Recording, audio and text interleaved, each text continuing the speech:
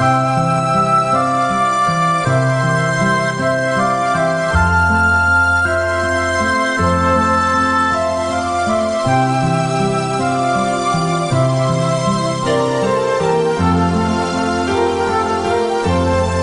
Mãe e Rainha do Santo Rosário, Mãe admirável, Mãe do Santuário, o mundo sem fé na dor se consome.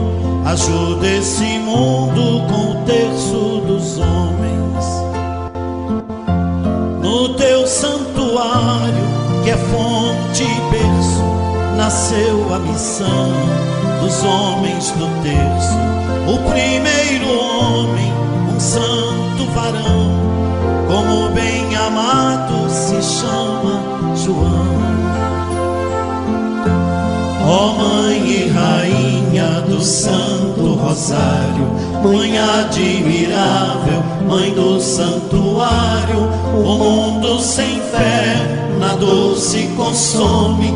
Ajuda esse mundo com o terço dos homens. O terço é presente de tua ternura, as mãos que o levam são nossas, são duras.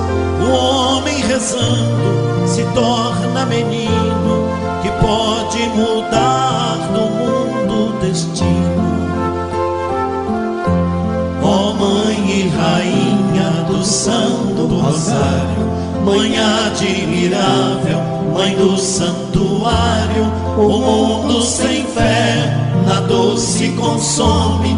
Ajuda esse mundo com o terço dos homens. O terço tem